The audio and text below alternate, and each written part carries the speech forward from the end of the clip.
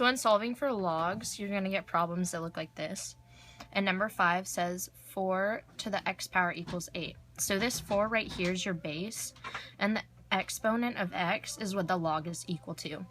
So what you're going to do is log 4 of 8, because 4 is the base, equals x. And then what you're going to do is you're going to put it into your calculator, log 8 end parentheses, divided by log 4 end parentheses. And then you're going to set that equal, and then you'll get what your x equals. Now for this one, log 8 of 48 minus log 8 of x equals log 8 of 4. What you're going to do is, on this side, you can simplify this side down, and subtraction equals division when you're simplifying.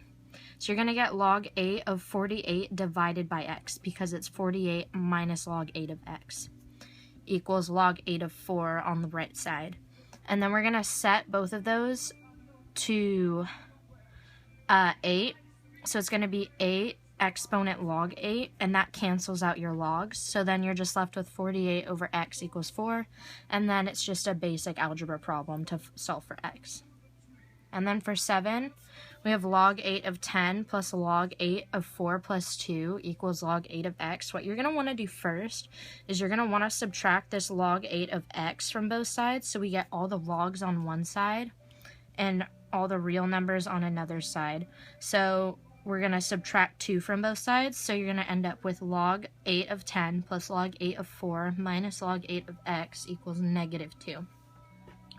Then we can simplify this down even more. We have this addition sign right here, which means multiplication when you're simplifying.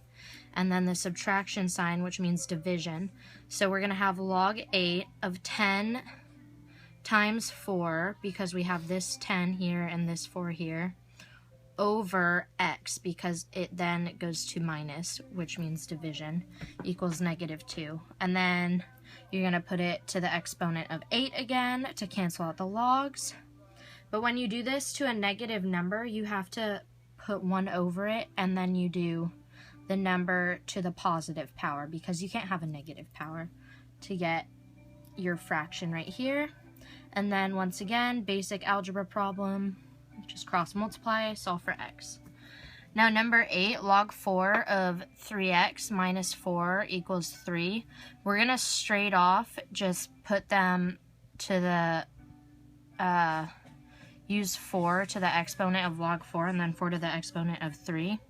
And you're going to end up with, because 4 to the third power is 4 times 4 times 4.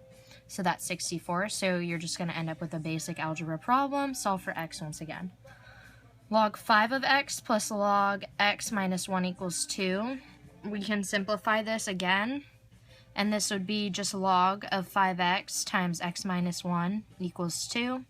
Then once again, put them to the 10th power, because when you have just a log with no base, it's a log, the base is always 10.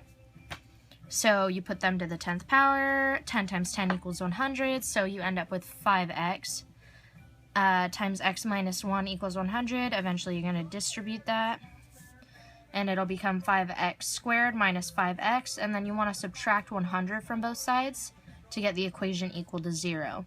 Then once it's equal to 0, you can divide each number by 5, because they're all divisible by 5.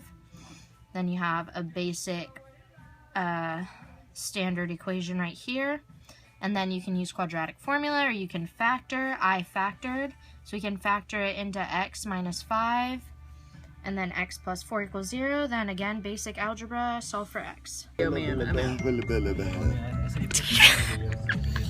I know he does, but no. Alright, so for the infectious disease problem, it asks for an equation that relates population P with days D, and we have 145,500 residents, so that would be for population.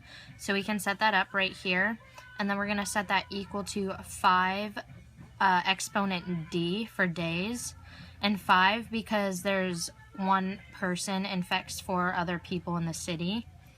And then the number of days to infect all of Torrance would be 8 days, and how we solved this is you use the basic equation, and then you're going to do the log for each of them like we did in a previous problem, and you plug those into your calculator. You do log 145,500. End parentheses, make sure you always end your parentheses, divided by log of 5, end parentheses. And then you would get something around 7.38 days. And then it said round up to the nearest whole day, so it would be 8 days.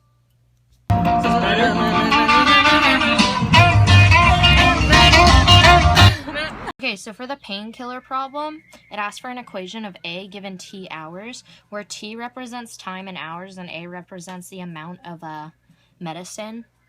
And so the equation would be A equals 600 times 1/2 T over 5.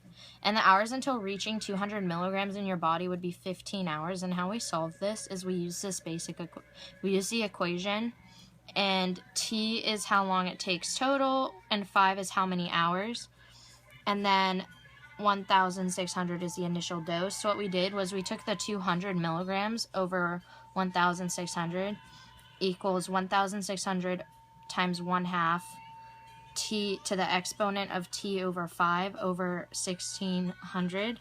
And then once you simplify that, you would get 1/8 equals 0.87055 T to the T power, and then you would get 0.125 and then 0.87055 T as your base, and then you would use that as a log, so you would do log 0.87055 of 0.125 equals T.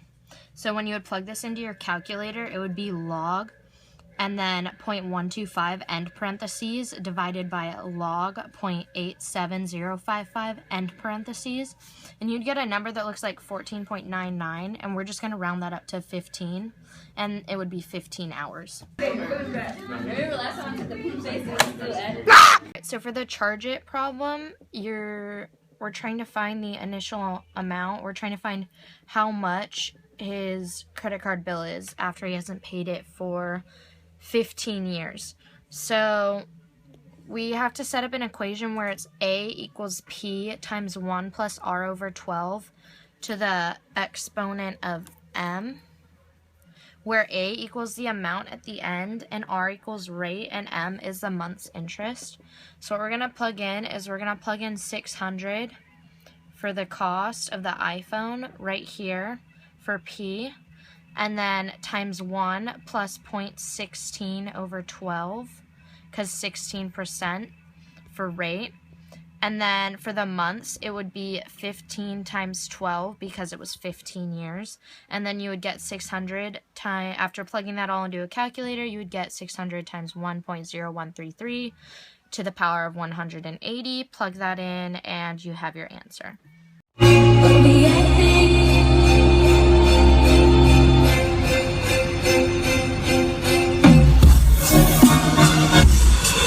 Alright, so for the you too old problem, the inverse equality would be D is less than 2A minus 14.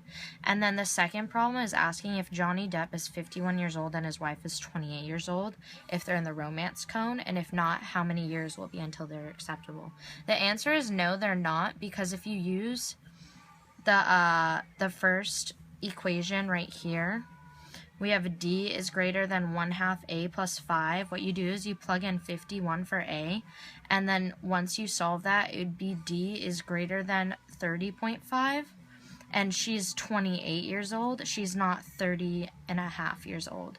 So what we can then do to find out how many years it will be until they're in the cone, you can subtract her age from 30.5, which is the age that it would be respectable for them to be together, and you would end up with 2.5, whereas you then add 2.5 twice, or you can multiply it by 2, and you end up with 5, and your answer is 5 years.